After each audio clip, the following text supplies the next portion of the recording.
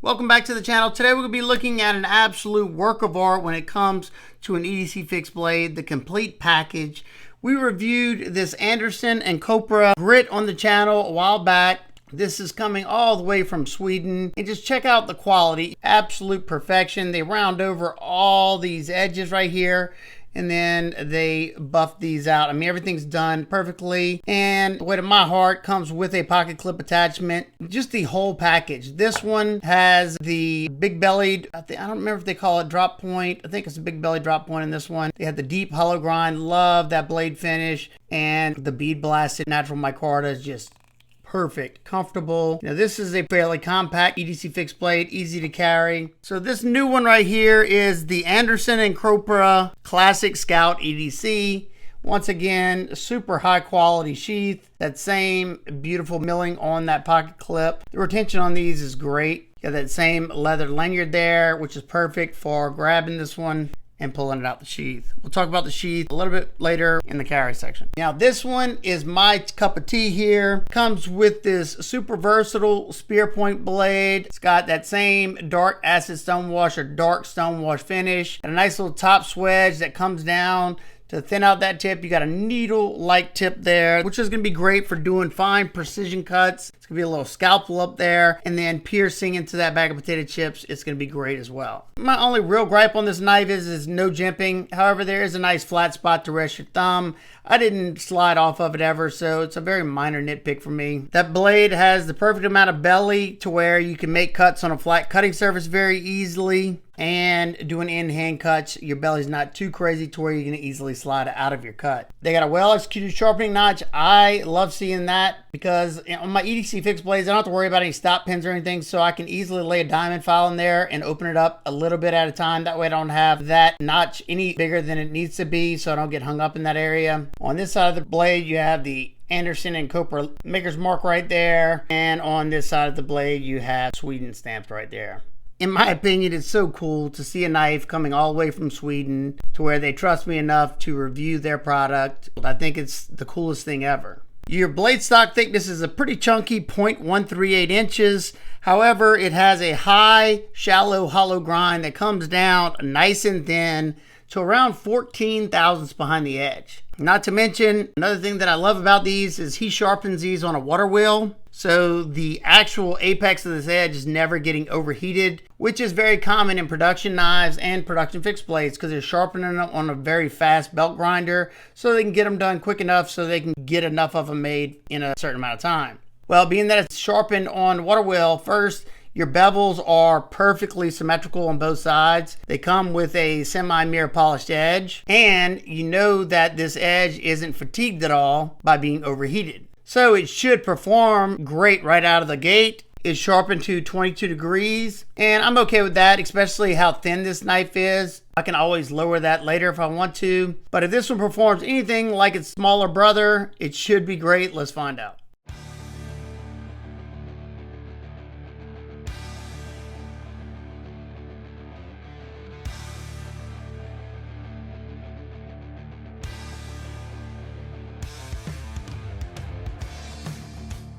Boy, this one came with an even better edge from Andersson Copra than the grit did, and the grit was nice and sharp.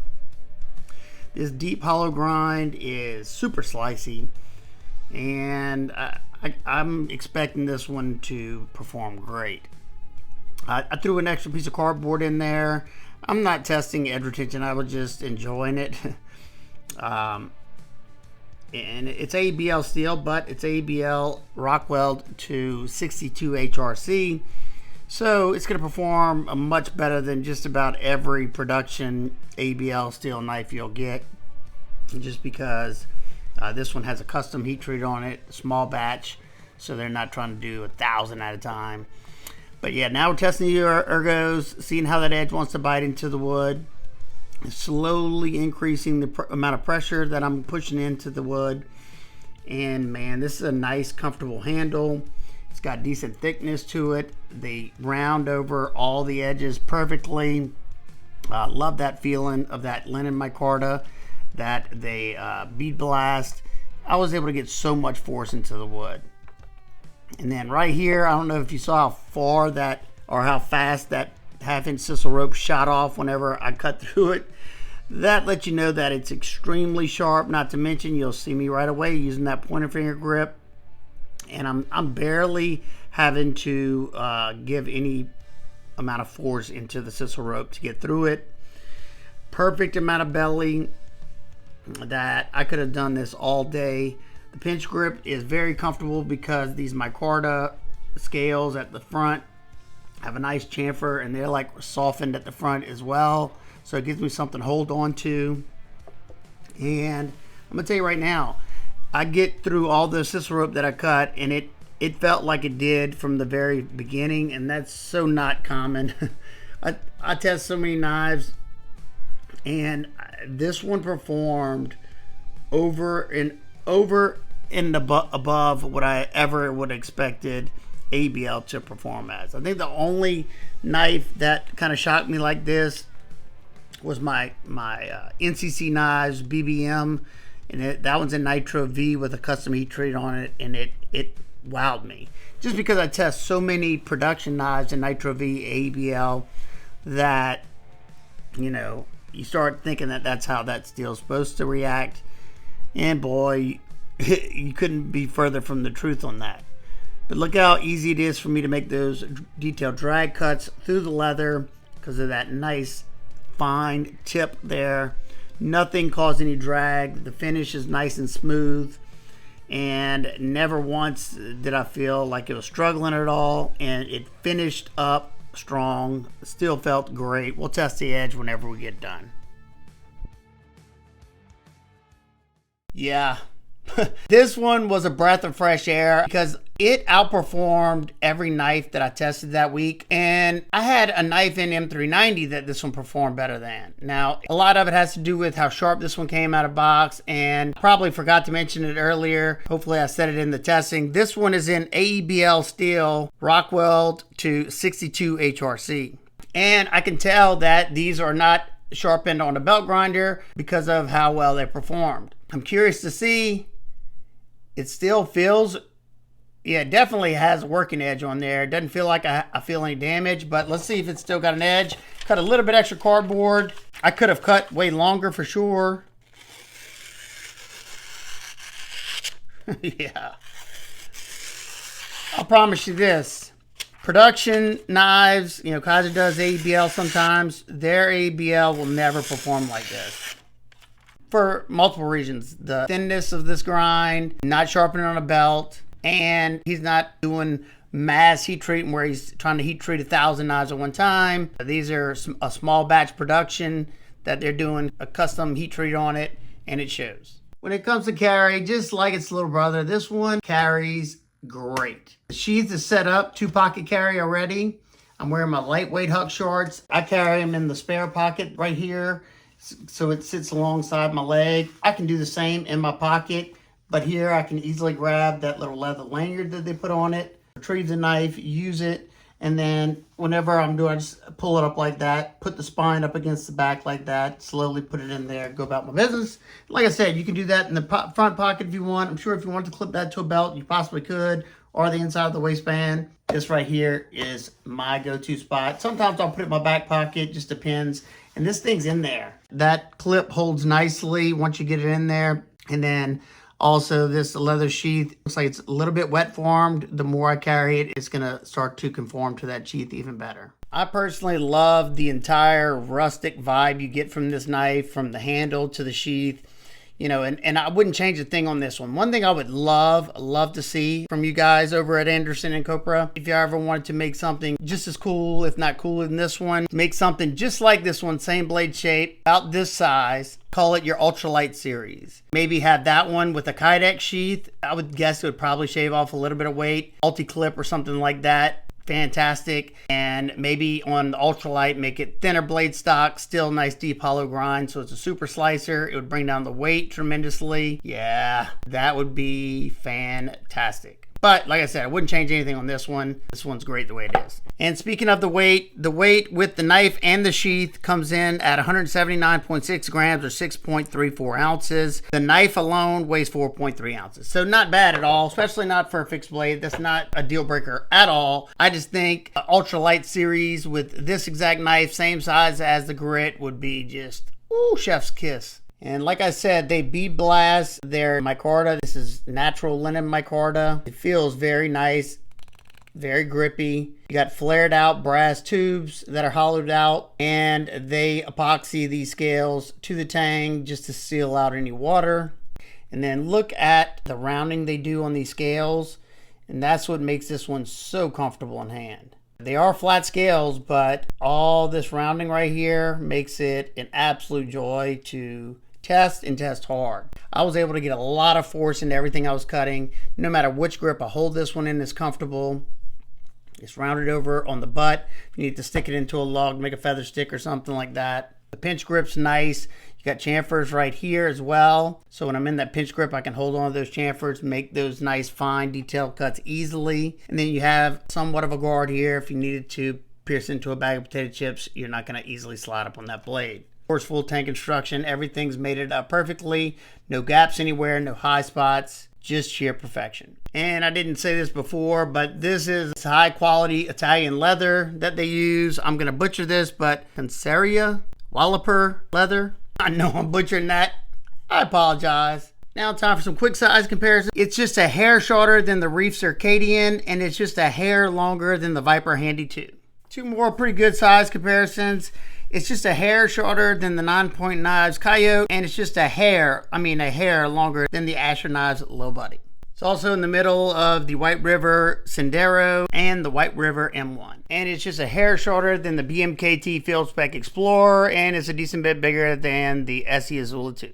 And lastly, compared to the Ontario Rat 1, it's a good bit smaller, and it's just a hair bigger than the Ontario Rat 2. Now, we all know there's no knife that's perfect. What are my nitpicks and complaints? These are just nitpicks because I love the knife. There's nothing mechanically wrong with the knife at all. Maybe I would like to see a little bit of jimping here, some fine cut jimping. I like jimping on my EDC fixed blades because I tend to use them harder than my folders. Of course, it would be always nice to see contouring on the scales, but they did such a good job of contouring all these edges, melting them down, that's a very minor thing as well because it's so comfortable. And lastly, I don't really care about this, but I would like to hear y'all opinions on this. Do y'all care if it's pinned-on construction or do y'all prefer bolt-on construction? I don't really care either way. Maybe if this wasn't a stainless steel that had good corrosion resistance, maybe I'd be concerned that somehow water's going to get underneath there and rust out underneath the scales and I couldn't do anything about it. But this is a stainless steel that has good corrosion resistance and they sealed it with epoxy, so I don't think it would ever be an issue. I've never had one that happened to, but I'd love to hear y'all thoughts in the comments. So what are my final thoughts on the Andersson Copra Classic Scout EDC? Well, I was very impressed with the Andersson Copra grit. So to get one with a blade shape that I love, man, it made it that much more special to me.